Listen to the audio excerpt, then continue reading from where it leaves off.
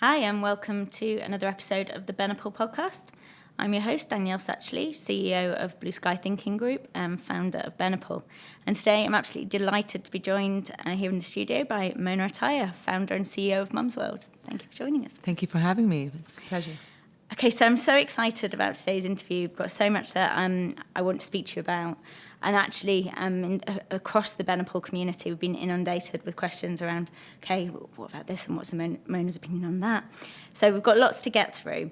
So before we start, though, as a mum, I'm a huge fan of Mumzworld, and I use it all the time. So I was just saying to the guys, all my back-to-school goods were purchased from Mumzworld. We're actually a vendor on the Mumzworld platform from Safe Hands. Anybody who's out there, though, who doesn't understand the platform and they don't know what it is, can you just kind of give us a brief overview or summary?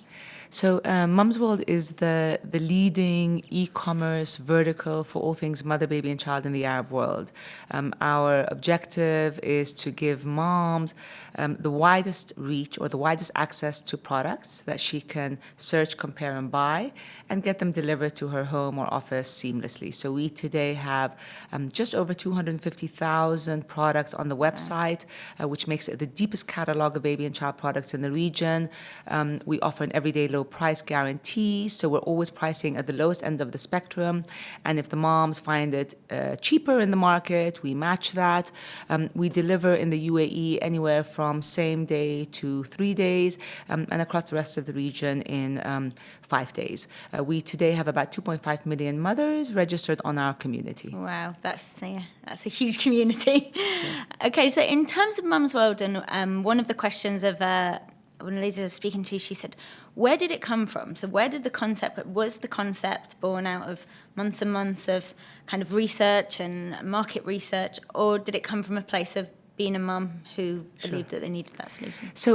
So I've been an entrepreneur in the Middle East region now for many, many years. I was an entrepreneur in a mature business, and I became a mom of 3 boys. Yeah. And as a mom, I experienced firsthand, and really for the first time ever, that I was actually stuck.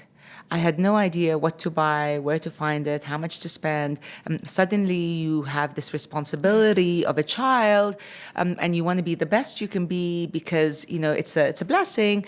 And the reality is there are no textbooks out there that tell you A, B, and C, this is what you need to do, because every mother is different, every child is different. And so I experienced firsthand the frustrations of accessing products in the region. Prices were very, very high.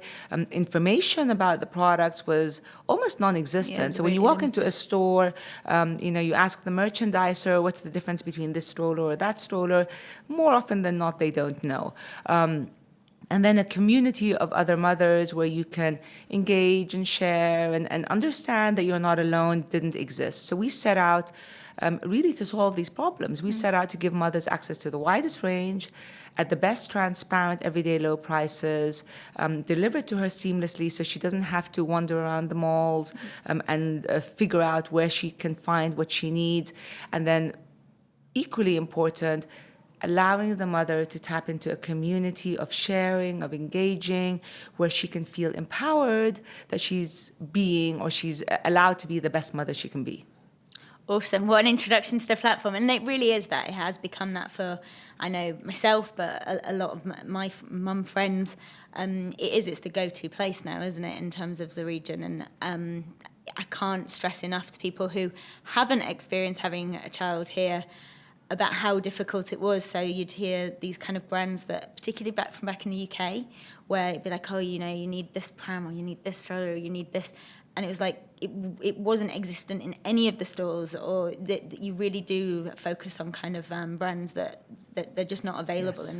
in the retail stores here, right? So we have 25,000 exclusive products on the website that aren't available in the region, that only Mumzworld carries. We have buyers and business development team members sitting in the US, in the UK, and in Australia, who are basically doing nothing but looking at what are the best sellers globally, what are the award winners, what are the niche finds. I had, my twin boys had very, very bad colics. So from 4 p.m. every day till about 9 p.m. they would cry both together in severe pain, and there was no solution. And that at the time, the Dr. Brown bottles didn't exist in the region, and so I had to kind of surge to the global marketplace, and these were, for me, a godsend. And so these are the types of products that we're constantly looking at, understanding what the mother's needs and their pain points are, and trying to address them through products. Wow. So I know I completely can, that resonates with me. So it was Nook Teats that I couldn't get anywhere else but Mumzworld. So yeah, I had a similar experience with my two. So obviously the platform's grown loads, and now you've got kind of the home division for everything, kind of like coffee machines, and it really is diverse. One of the things of being an entrepreneur is obviously being creative enough and being enough of a visionary to be able to sort of identify where the market's going to go. But also, I know that from myself, that leads to me, okay, I want to do everything. There's so many things that, I want to enter in that market, and I want to solve this problem and this problem. How do you say no, or when do you say no? So that's a great question, actually. So with Mumzworld, we try to be tunnel vision in our single vision and single objective, and that is to empower mothers in the Arab world to make the most informed purchase decisions for their children, from 0 to 12. That's our objective. So if a mother feels empowered because of choice of products, prices, access that's easy, and community and content, then we've kind of done our job. Now, when we look at new initiatives and line extensions, we ask the question, is this going to add value to that mother and help her be another mother? I mean, I came into this interview with my cup of coffee. I used to go at 6 a.m. In Wassel Road, Starbucks. They used to actually open the door and expect me and say, hey, hi, Mona, for my cup of coffee. So is coffee, for example, because you mentioned it, is that a deviation from your empowering mother to be the most informed? And our home category is structured to add complementary products to the mother's purchases, as opposed to being a deviation. So it ticked the box on, is this empowering mothers to make the most informed decisions? And for the select products that we chose in the home, the answer was yes. And it comes back to also convenience. So if a mother is spending time shopping for basic daily consumables, and it's time away from her children. So again, it ticks the box. And the other thing I would add is we are constantly looking to the customer to tell us what we cannot do, what we should not do. So we've made a lot of mistakes. We continue to make mistakes, and we continue to do things that are right. But things like our subscription program for diapers, our baby registry and gift registries, now our content, all of that was fed in from the customer. So insofar that we are customer-centric, the answers will come to us. Wow. So would it be fair to say that you've kind of got unflinching values that underpin the business, and ultimately that's kind of your litmus test in terms of saying, okay, we explore this area, we don't, it comes back to, is it serving them on? And I can say as a mum of two that I'm fueled by coffee. This business is run on coffee. It's very much, a key component of the success of this business. So I completely endorse the coffee machines. Okay, so you just said that you've made some mistakes along the way, as anyone in business will have. But obviously from the kind of an outside perspective, it really does look like you've just had this complete straight line to success. Can you elaborate on any of those? You said, mistakes that were made or lessons that were learned. Is there anything that kind of stands out as being a turning point or one of those, the bigger lessons? So look, for us, with Mumzworld, our greatest challenge was when we started the business as pioneers in the e-commerce vertical space. The ecosystem was not ready for us. To succeed in e-commerce, you need couriers that deliver on time, you need payment gateways that actually work, you need suppliers that have supply that's reliable. So if a supplier is selling you 1,000 strollers, they need to deliver 1,000 strollers because ultimately you have a commitment to the customer. All of that did not exist. Moreover, we didn't launch Mumzworld with deep pockets or funding from outside. We launched Mumzworld with our cash, with money that we had saved in our bank. It was, our children's basically fund. We raised it to create a business of value, and so we had an uphill battle to build the ecosystem while we went. So this was the greatest challenge. And when you're building an ecosystem that doesn't exist, there are mistakes along the way. One of them, for example, was in the early days relying on couriers. And asking a courier to deliver something in 2 days. The reality is they weren't ready. So what we had to do is do it ourselves. Yeah. So now we have our own fleet in the UAE. We're doing the same now in Saudi. It was a hard lesson to learn, an expensive lesson to learn. Similarly, technology talent. We kept on trying to bring technology from outside, realizing, you know what, nobody knows this product more than us. So we kind of, again, need to build expertise internally. So these were, again, lessons to learn. The other thing with e-commerce is you can get very almost greedy with the scale of growth. I fundamentally believe that it's much better to have 1,000 customers who love you and you're serving properly than to have 100,000 customers who you're actually failing. Yeah. And the challenge here is the push and pull in how fast you want to grow, because investors want you to grow fast, the ecosystem wants you to grow fast, but in reality, there's only so much quality. So there's that push and pull along the way. And if I had to do it all over again, I would say we would have kind of resisted a lot of the, grow faster, that tempted us along the way, and I would have gone more gradually. But again, the good news is we were always able to recover. Yeah, fast you survived fast. it. Yeah. It may have been a mistake, but ultimately, the testament is the business you've created for today. Okay. When looking at the business now, so there's kind of this fine balance, I guess, between innovation and kind of exploration and looking at, okay, what's new and what's around the corner, versus kind of the exploitation of a traditional market model that you already know works.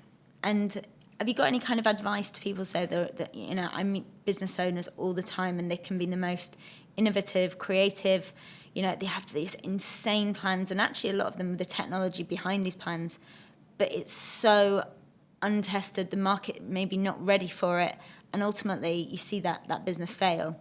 On the complete flip side of that, you kind of see, and I know that we always reference the blockbusters of the world, where they're so engrossed in their own business model and what they do that they fail to innovate, and obviously that means their demise. Do you have kind of any rules around that balance and how you implement that balance throughout Mumzworld? Sure. So I am a firm believer of search and reapply. I believe that you need to search for what's been done, learn from it, see what's happened well and see what's not happened well, and then do it your own way. So you need to search and reapply and do your homework. Now, that's not to say to copy. I'm not a believer in copying what's been done either regionally or internationally, but I certainly believe in learning. Now, we are in the world is now in disruptive mode. We are in a world of change, and the pace of change today is faster than it has ever been. Yeah. So the disruption that's happening every single day is visual. What does that mean for businesses? It means that unless you're constantly disrupting and innovating, you won't be around for long. And the definition of disruption is really creating something that doesn't exist. So you learn from what's happened, you learn from what others have done, maybe globally, who are more mature than you, and then you edit it and tweak it to address the customer pain point that you're trying to address. And again, the pain points, look around you, are tremendous. We're entering a world now where things are more accessible than ever before. Information is instant. Immediate gratification is expected. And customer centricity and excellence is a fundamental to any business. Yeah. So unless you can do all of that, then you cannot move forward. And so these are the types of things that I look at.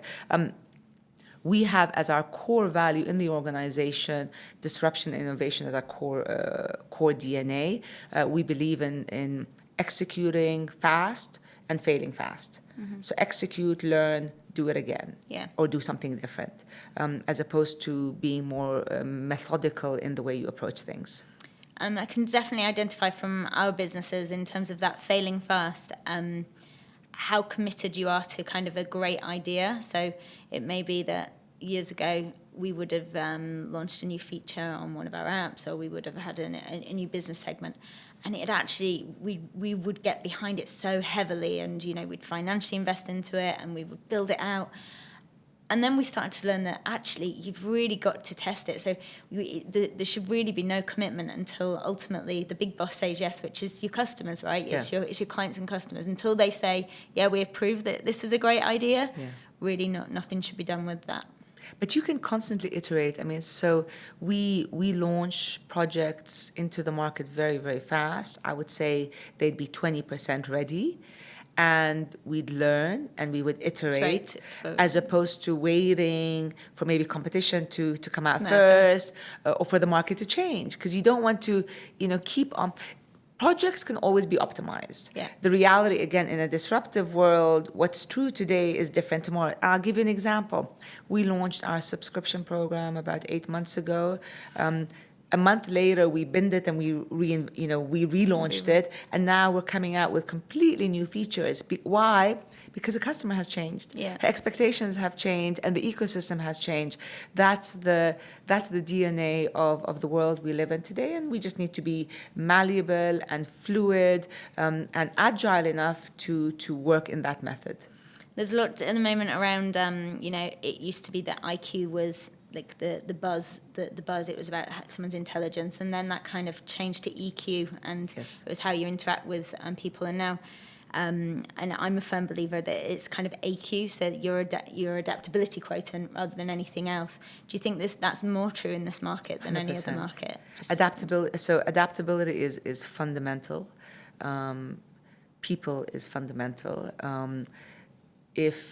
If you have all the skills in the world and people don't want to work with you, or you don't have the leadership skills, you can't move projects along. We have some very, very smart people who aren't able to kind of be agile and work with people who don't succeed, and the reverse. People who are perhaps not as intelligent but are super adaptable and are great people motivators, and they do really well.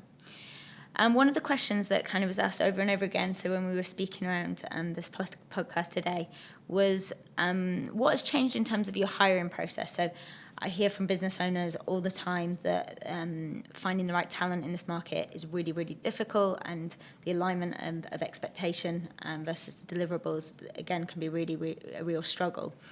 How would your hiring or recruitment process have changed over the last few years? So this has been probably the greatest challenge. So in the early days, we had a dream, we had a vision, very little money, and we had no numbers.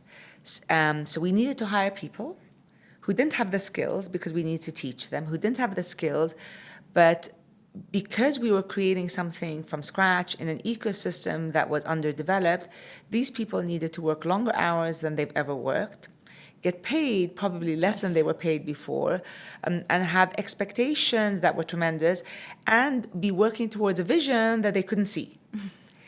There aren't many people who would do that. So me as the CEO, my job really in the early days was 80% cheerleading. Yeah. Was 80% encouraging and motivating and keeping that vision aligned. So insofar that you can get people who visualize what great end goal you're trying to achieve, these are the people who stay with you in the early days. But it's difficult. Now, as the business becomes more mature and as you become a leader,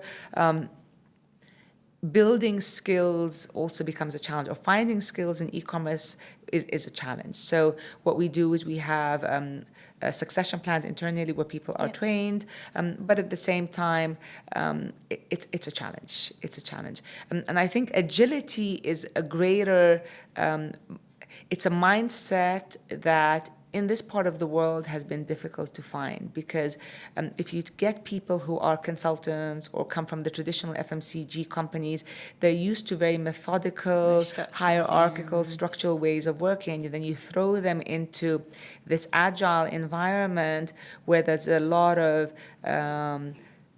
uncertainty, they become uncomfortable. Right? Yeah. Yeah. Okay, so that problem probably still in existence. So it was it's been pretty consistent. We talked about in the early days your problems you had with couriers and suppliers and how you kind of overcome those. What do problems look like, or maybe they're opportunities, but look like in 2019 in comparison to what they looked like back then? Okay. So now we are in hyper-growth mode. So the challenges of hyper-growth mode is you just need to make sure that your levels of service are excellent, in fact, better. So you need to continue to elevate your levels of service. So we just launched a few weeks ago our Yalla service, which is our same-day delivery. Okay. So we have about, I think, around 15,000 SKUs that can be delivered on the same day. So if you go in there and buy your diapers, your wipes, your Nuke, your Dr. Brown, before 2 p.m., any day, you'll get them before 6 p.m., 7 days a week. So that's a Yalla service that we've just launched, and we'll continue to optimize that. We're launching it in Saudi next month as well. And we're going to be growing the number of SKUs that relates to. So excellence in offerings and continuing to push the boundary in customer centricity. That's kind of the challenges today. So business owners who are listening now, and when I hear something like the Yellow service, and you just think, wow, that's awesome, and you kind of nodding along going, okay, that's something I need to look at. I guess that people see the result of that. People don't often see the anxiety of the other side of the business owner, though, when you make those promises to clients and then you have to meet them. Yeah. So look, if you're delivering... So let me kind of perhaps outline the complexity of e-commerce, just for perspective. So when you walk into a store today, you almost become an employee of that store because you go to the aisle, you browse yourself, you have your little bag, you put what you want in the bag, you try your own clothes, you go to the checkout, you take out your credit card, you pay, and then you leave. Yeah. So you've essentially done everything. Yeah. What the store has done is you have someone behind the checkout counter, you have someone maybe in the merchandising making sure that everything is neat and tidy, and maybe even someone walking the floors giving you some guidance if you're lucky. But you probably have 2 touch points in the store catering to you. In e-commerce, here's what happens. First of all, the website currently, the front end, the back end, the upsells, the cross-sells, the AI that's going on, the pricing that you see, the descriptions, 250,000 products that are constantly changing. All of that requires an army behind the scenes who's making sure that this is perfect. The speed of the site, if I get 20% more traffic today, my speed is going to drop, so you need some people in the back end supporting the architecture. So complexity in technology. Then you have your order. You've placed an order on the website. It then gets mobilized to our fulfillment center. We have one in the UAE and one in Saudi Arabia, where the products are collected from the shelves. They're picked, they're packed, they're quality checked, they're sealed. They go to an outbound team, and then they're disseminated to either our fleet or couriers. And we work with about 15 different couriers. And then they leave your door. Now, what happens when your package leaves the door? You almost cross your fingers and say, I really hope that courier is going to deliver on time. And again, they don't work on sophisticated tracking. So their tracking, I would say, is 50%. So they may or may not be where they should be.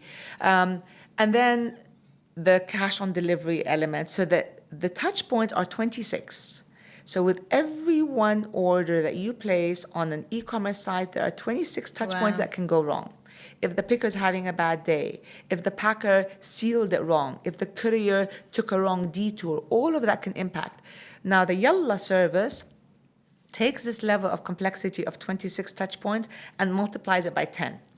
Because now you have to do everything much, much faster. So last week, and I'll give you a statistic, last week we delivered thousands of orders on Yalla, and we failed with 12 orders, 12 out of the thousands. Now, guess what?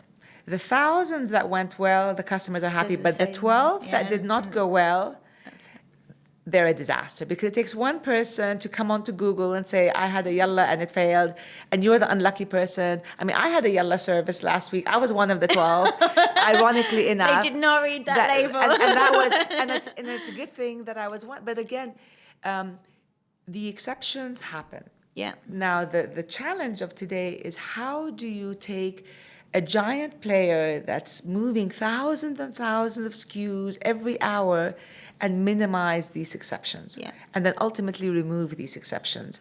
That's the idea. That's the challenge.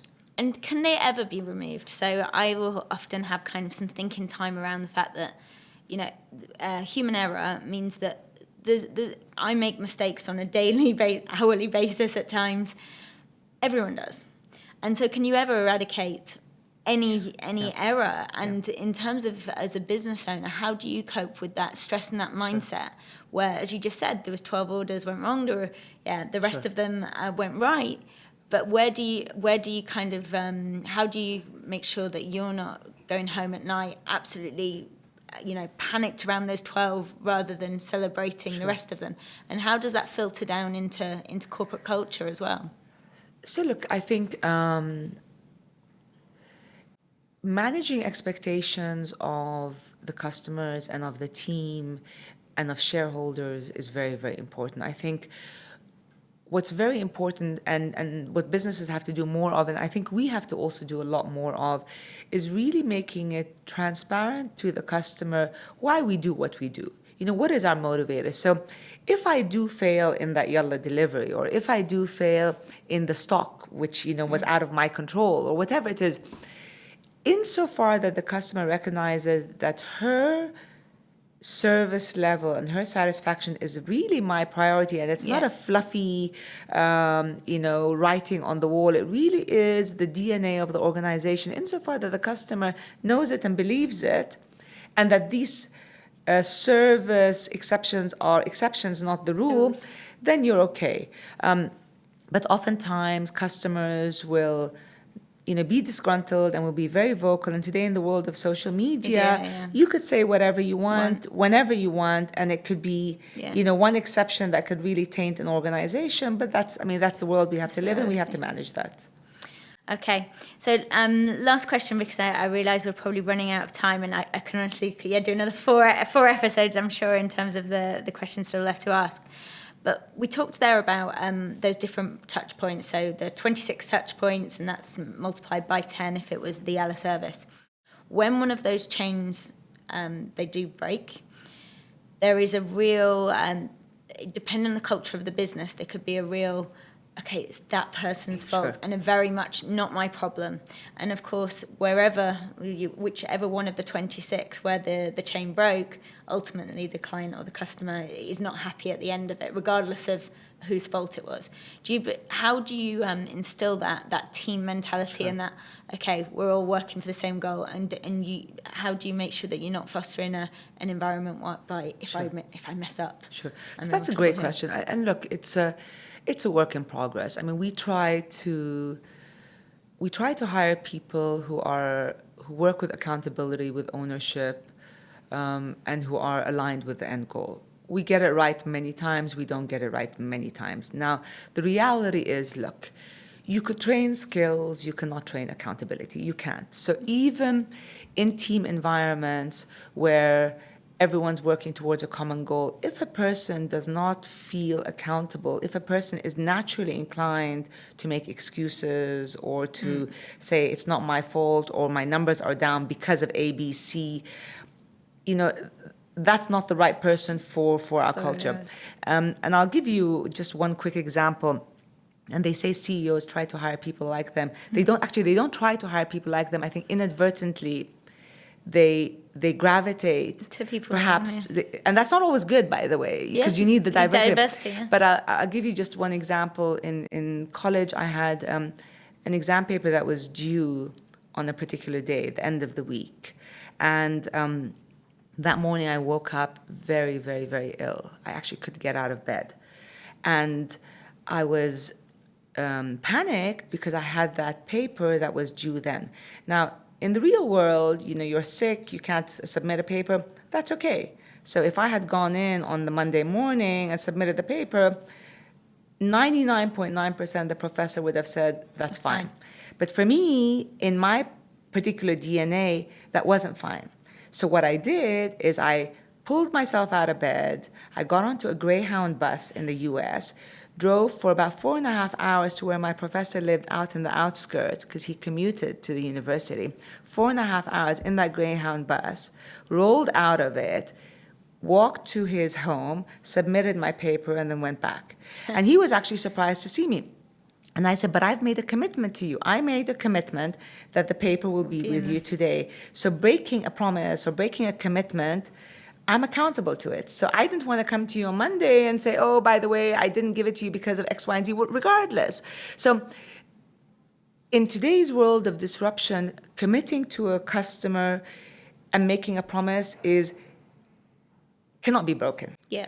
And there are always ways to figure out how you don't break it. Now, again, it's work in progress. We have to continue to improve and evolve, to be accountable, to work with that leadership, and to constantly figure out creative ways to not break promises. It's problem solving. Yeah. And as entrepreneurs, that's what you do. Yeah, that's your highest value, is the ability to problem solve. Well, thank you so much for your time today, Mona, and I hope that you'll join us again soon. Can you just give us, how can people follow you? How can people get in touch with Mumzworld? Can you give us your handles? Okay, so Mumzworld is on Instagram. We have 2 accounts on Instagram, Arabic and English. We have Mumzworld.com and Mumzworld, and on Facebook and Instagram. I personally do not have an Instagram and Facebook, so I'm busy enough I'm within the Mumzworld world at this stage. I can absolutely testify that in terms of seeing your schedule over the last few days. Okay, well, thank you for listening and thank you for joining us. Any questions, any comments, please leave them on the podcast app, and we'll hope to speak to you again soon. Great. Thank you very much. Thank you. Appreciate it.